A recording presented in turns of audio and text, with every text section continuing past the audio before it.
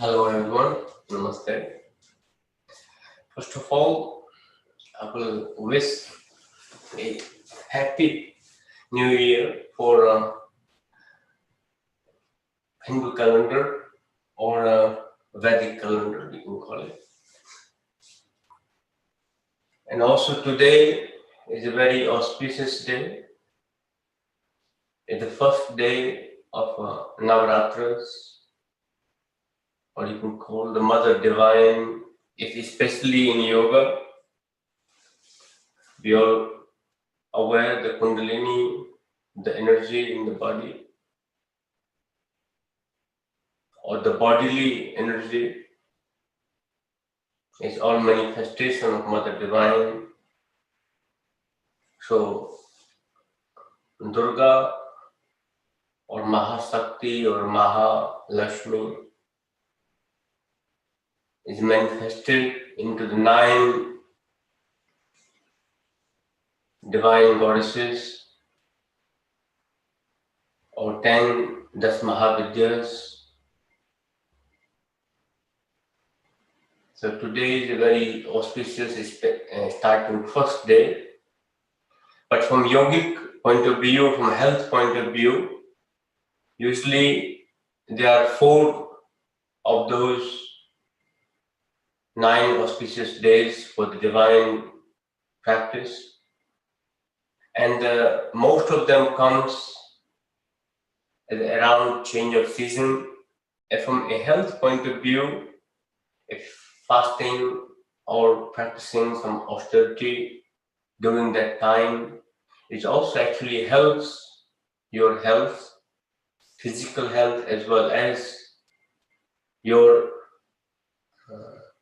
mental health, the awareness, enhancing, and becomes faster, fruitful. It becomes outcome is very rapid and very transformative time.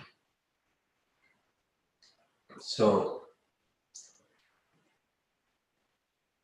let's get back to our yogic, our Q&A from today. I have a couple of questions.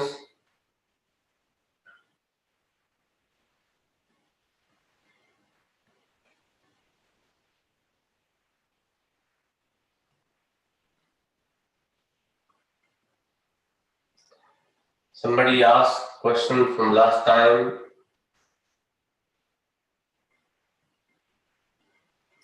I struggle sitting in a meditation pose, even though I have been doing yoga for years. Is it just genetics or it can be improved? Amit Wanderlust asking that person came through Instagram. My friend Amit, you can practice yoga asanas to purify your muscular system or your body impurities, your joints and digestive system. All entire physical appearance is a process of purifying.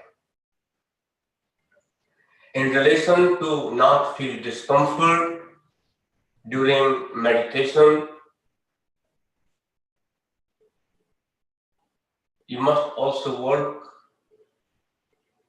to enriching the prana enhancement in your body. How you can increase the prana level in your body. You practice yoga every day, but your lifestyle and your diet is creating difficulties or like producing excess amount of uric acid, or diet is heavy, unclean, that will also make it feel difficult to remain seated a long period of time in meditation. But if you're practicing meditation, no matter how long somebody is been meditating, the first 28 to 30 minutes, if you are not practicing yoga, you will start feeling discomfort between 18 to 22 minute time being seated. But if you've been practicing yoga, your threshold of the first layer of awareness is physical body.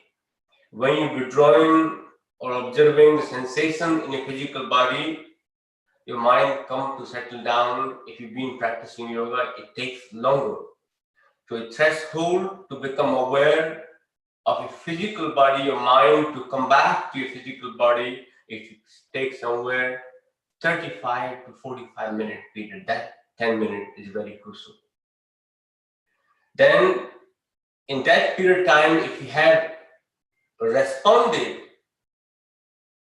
to your crazy mind or the manipulation of mind, creating fear of pain, discomfort, agonizing experience, you come out of it, you no longer go back into the same space. So personal advice of me, you should sit through the pain. Pain is one way of experiencing the body awareness. Your mind is coming back to the body.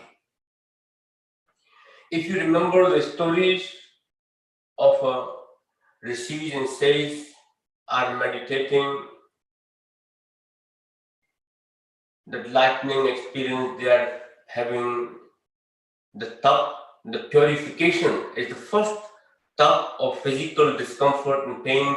You are bearing your mind through it when you're meditating, as long as you are not damaging and straining and hurting your body. Now, I'm not saying you try to get into the posture with the force and then you try to stay in there. Make sure you are able to do the position that you are meditating comfortably. But while you are in the meditation, after a certain time, and you start feeling physical discomfort, sit through it. Do not move. The rishis and sages have discomfort of the water, lightning, all the 5 elements observation and experience happens, but those are also happens on body level. Your body will go through the extreme, very extreme heat while you're meditating, pain, sweat, chills, different sensations to the body, involuntary movement, jada, almost trying to falling asleep. All those ideas or those experience and feelings, some people immediately take it to a Kundalini experience, but it is just a purification of the 5 elements. Your body is aligning its energy level to where it's supposed to be, so you can connect with your subtle body. Then you can go layers and layers deeper into your sariras or your kosas. Is kosa awareness. When you start feeling pain while you're meditating, you are experiencing your Annamaya kosa. Stay through it and see what happens. It miraculously your body starts transforming. I have one more question left for last time. In the path of self-realization, does a person need a guru? In my personal opinion, you may need a guidance, which you can call it as a guru. But if you can self-realize yourself, What do you know the what you have self-realized of? So when you have a teacher or a guru that have walked the path, knows all the hurdles, the manipulations of mind that can come through, the issues, the stories your mind can create, can navigate you through those problems.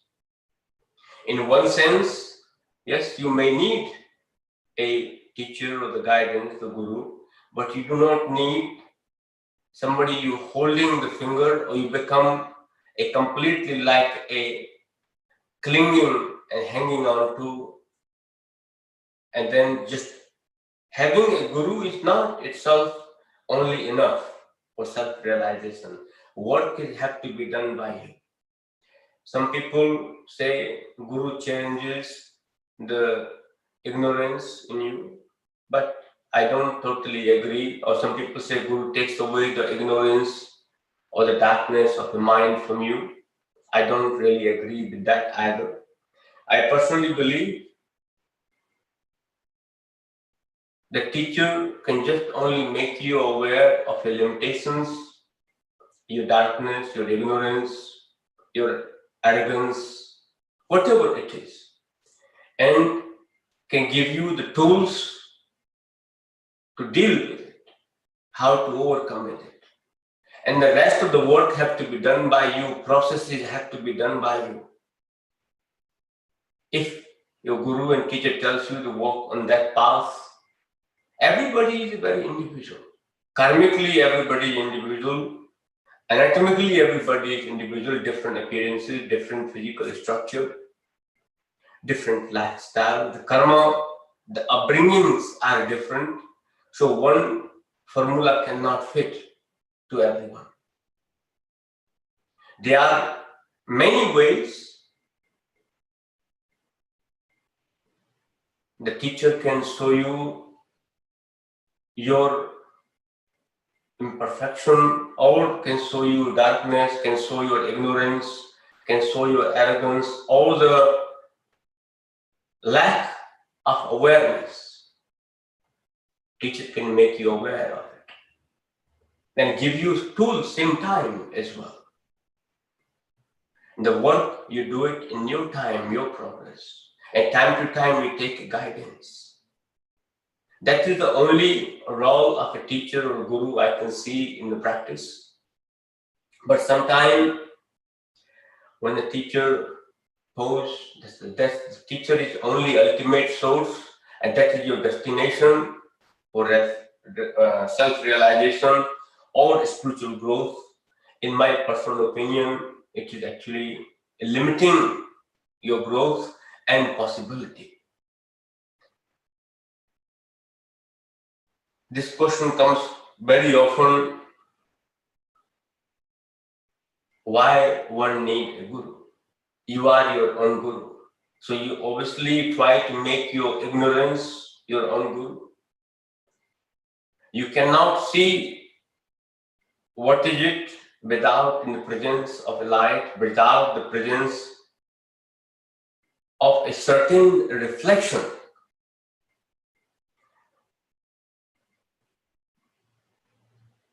So Nirmal, my opinion, does person need a guru? Yes or no? Both depend on the person, how much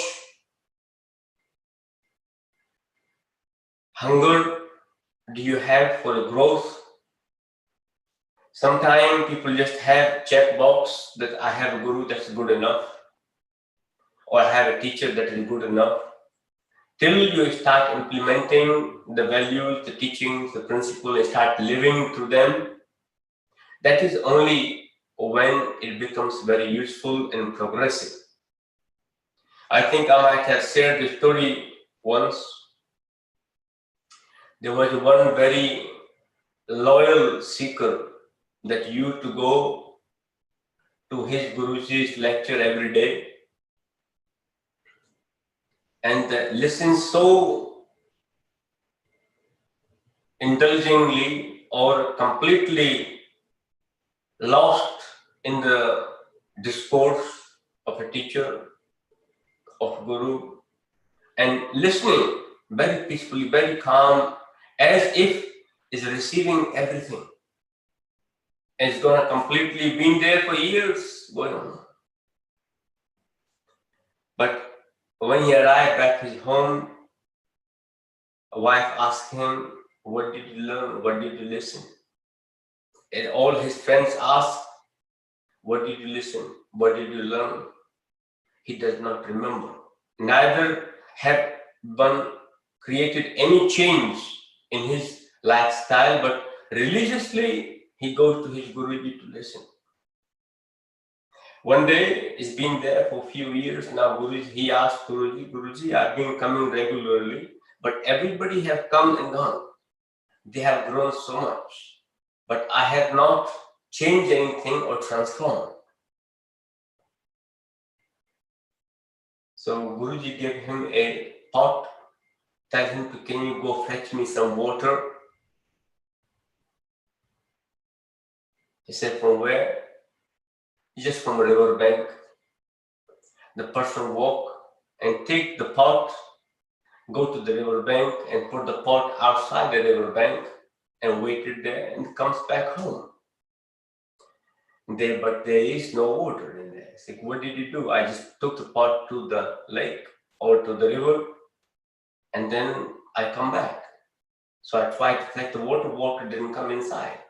The same way, sometimes you can be a student that you go regularly, but actually not really diving, not really listening, not really implementing, not just you are in the presence of the water, but you are not sinking in the water. That was same situation with the pot in the water. Now Guru said, you have to go, you have to put it inside the river, then the water will come inside. He said, okay, that makes sense. The next day, person go again to get the water. He take the pot, dip it into the river, and takes it out to walk back to the Guruji. Again, there is no water. He said, what did you do? I just exactly what you said. I put the pot into the river and I took it out, but there is no water. Sometime, he said, you have to, that is also a possibility with many students and teachers. You go, but you are not open, you are closed. The person did not actually open the lid. You are diving really deep into the discussion or into the spirituality or into your growth, but you are closed completely. You are not open for a possibility. So when you are not open for a possibility, that is the same. You can be in the deep of spirituality, in the transformation possibility, getting fuller, but you are not open for it. So this day, the student did the same, did not open the lid. Teacher tell him, you have to open the lid. And then you have to dip it inside. He said, okay. Then next time he go back to the river. This time he follow the guidance very carefully. Take the lid off, dip the pot inside. But the pot this time, he dip it in, take it outside, go back to Guru. Again, there is no water, it's empty. Because he did not put the pot upright, it was other way around. Like upside down, you can put the upside down pot into the running water, take it outside, will not be any water in there. Because the vacuum keeps it off, becomes a lid. Good. And then that is the one type of student who are diving in, they are open, but always coming from the wrong end of the stick. They are not completely right approach to it. Their approach is negative, defending the power, defending the knowledge, defending the possibility of the what they know is the greater. They're in, but completely approach is different. They are there to prove what they know, not what can be a possibility. So Guruji said you have to turn it upside, keep it upright, dip it in, bring it out. He go again, this time followed it, came back. Now by that time, he have developed the doubt inside it. he developed the doubt, will there be a water or not there be a water? Because so many times I have failed. So sometimes you can be full and perfectly done, but the doubt that your growth of spirituality, the growth of your practice, the what you are doing, the direction you are at, the teacher and guidance you are at with, is it right for you? Is it progressive? Are you growing or not growing? That doubt can also drain the knowledge that you are getting. So you can have a great teacher. If you have a doubt, it is not going to work. Doubt in the practice, doubt in the teaching, doubt in a person, not going to work. You are not open, coming from other end, completely trying to prove your knowledge, it is not going to work, no matter how much you engage in it. You make sure you are open for a possibility and dive into it, not just only stay in presence, but completely immerse into the practice. So, Nirmal, there are many ways of teachers, there are many ways of students, depending what level of awareness and you have. So, Guru needed, yes. Guru not needed, yes. Both ways. So, choice is yours, my friend. There is one more question. How not to get affected by the behavior of others? Simply, very simple question. Accept the person as it is. Allow them to be themselves. It will not affect you. Because whoever's behavior you are reacting to, their behavior is to their best ability. That's what they can offer at that time. But somebody want to offer you a water, but you are expecting a food. There is a disagreement. You can also be affected by it. So accept the water. Or don't accept it at all. So it can't affect you. So you have two choices. Allow the person to be as it is. Have enough compassion inside. And try to support the person so it does not affect you as well as themselves. Or accept the person's capabilities as it is and have more compassion. For example, there is a story, many stories of you have a visitor coming to your place and brings something that you do not like. Brings something that you do not like and offers you. But if you simply don't accept it, don't take it, not react even to that, simply say thank you. Where that gift the person brought to you will remain with the same person. So somebody behaving negative towards you, then you respond either in approving the person's negativity or acknowledging it. You have accepted that negativity. But in that moment, if you just simply say gratitude and compassion, say thank you to the person, the negativity somebody trying to offer to you is actually remain with them. You have not participated in it. You have not taken it into your consideration. Because that was a negative gift somebody tried to give it to you. You have not accepted. Where will remain with the person who is trying to offer you. So you will not be affected by letting people to be as they are, accepting them as they are, and simply not acknowledge what they are saying that is negative. You can choose what you would like to participate or not participate. So it is not with the people, it is actually inner strength. It's the inner individual capability, how much compassion you have, how much love you have, how much kindness you have towards to other people. and how much or what level of awareness you have, not to be get affected, just simply inside, not acknowledge at all. Have a steady, focus, clear mind. When your nervous system is clear, your senses are clear, you will not be affected no matter what happens. So, Pallavi is very simple not to be affected. Sometimes that behavior patterns, a repetitive behavior pattern,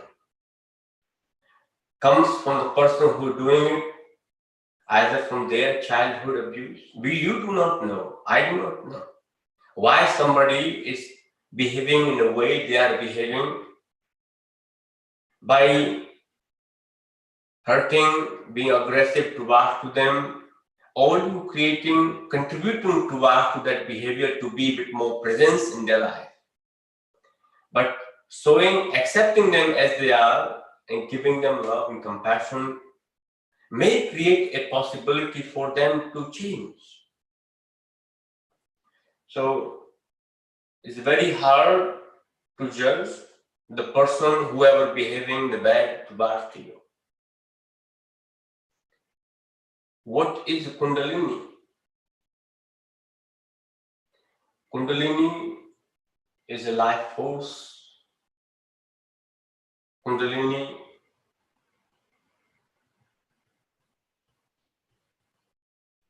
is a way to transform your karmic,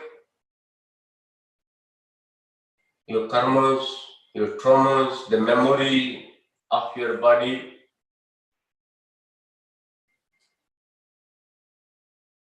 energy that liberates your senses, that can bring the joy to your senses. There are many benefits of it. It is a life force that resides in every individual, not just only after when you Kundalini awaken. Kundalini is awake in everyone. Kundalini is awake in everyone. Only difference is that energy, the Kundalini, is not going above the belly button. Below the belly button is a tremendous amount of energy. Sexuality, desire for sex, hunger, insecurity, jealousy, control, creativity, reproductivity, all these emotions and desire presents abundance in majority of them. These are the qualities of the lower two chakras. When they have imbalance of energy with the higher chakras. So if there was no Kundalini, you wouldn't have those energies. Once the Kundalini goes above your belly button, Urdhvagami we call in Sanskrit, rising upward. Rising upward does not mean awakening, or does not mean you are awakening the Kundalini. Kundalini already awake. You are rising the energy, rising the Kundalini upward, Urdhvagami, giving the path to channel towards to the Sahasrara chakra, to the infinite. So there are many benefits. Kundalini is energy or your life force, lifespan. You can harness it to live a longer life. You can practice yoga every day, does not guarantee you that you will live long life. You only can live long life. Yoga create a longevity with the help of pranayam and meditation and awareness of the senses. When all of your senses, rather than consuming that energy, start harnessing the energy, the life force to your body. That contributes towards your Kundalini, that contributes towards the longevity of your life. I have somebody asked, what is Sangha? Sangha, my friend, is union, community, or gathering of like-minded people, or the presence where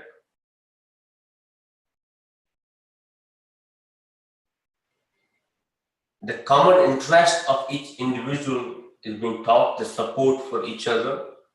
That basically Sangha means. Sangha means association, bro. I have one more question from, there's a couple more questions, but I have one question. What is the relationship between infinity symbol and body?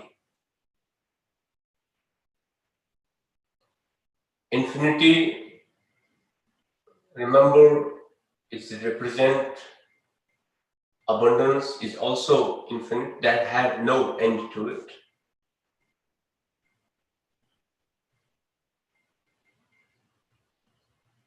Your human body, the possibilities that your human body creates have no end to it either. That is one similarity. Your mind is unlimited. The energy your body can harness is unlimited, infinite. You can create an infinite possibility through the physical body. One part. The divine presence inside you, the prana inside you, the God inside you, or the godliness inside you, the possibilities are infinite, abundance. That is another relationship. But infinity represents the unity of two that will also happen through your physical body.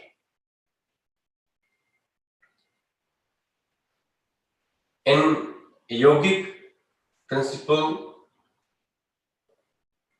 infinite represent your omnipresence, the unity of individual and universal consciousness merging together. That is only possible through the physical body. What is Bulsa and Prikriti? The two exist together and codependent on each other, supporting each other's presence, but they are never together. For example, your body and your inner life force, the Pursa is inside you and body is Prakriti. Your body is Prakriti, nature, made of 5 elements. That is the Maya. Prakriti is Maya. Your divine presence inside you, the life force, the Atma and body, they are existing together, but they are not into each other. They are not. They are coexisting together. If the life force, the Pursa, leaves the body, the Prakriti has no existence. For example, the body. Without the Prakriti, the Pursa cannot exist. So basically, the creation requires Pursa and Prakriti. The manifested and unmanifested force. That is Pursa and Prakriti. In other words, your body can be classified as a Prikriti. The presence of you inside is classified as a Bulsa. In Sangha Yoga, that is the definition of Bulsa and Prikriti. If you like to know more in depth, be twice. I will recommend to study Bhagavad Gita, where you can understand more in depth and in full details of it. In Sangha Yoga Darshan is a one system of philosophy that can enhance people's awareness and perception of thinking. I have one more question. That will be the last one today, and we take some more next time. If the question is too big, please do stay. I know we have limited time, but I have one question here. Currently, there is a Radam, and some my friends do fasting.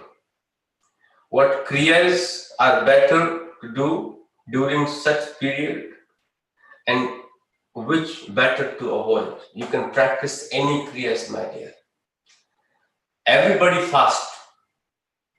If somebody not awake 24/7 or not have habits of midnight eating or sleep eating or early morning breakfast, other than that, those people, everybody fast. In a time of Ramadan, they are eating early morning, late at night. Their system have food. Many people eat only one meal in 24 hours. Some eat 2 meals in 24 hours. Only difference is you eating early or too late. I wouldn't classify that a fasting, my dear, but people do classify, they eat more even because they think they are fasting during the day. So body have not even digested. So you keep eating more as you can. So personally, they are eating, they are not fasting. It's my opinion. So all the Kriyas you can practice, Delaro, not a problem. And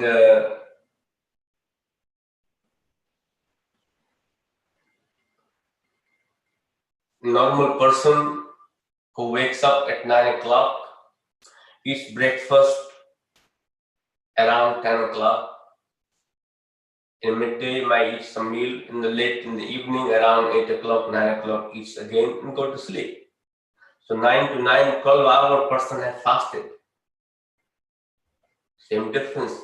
Person sleeping at night time and you are during the day not eating all day, eating early morning and late in the evening.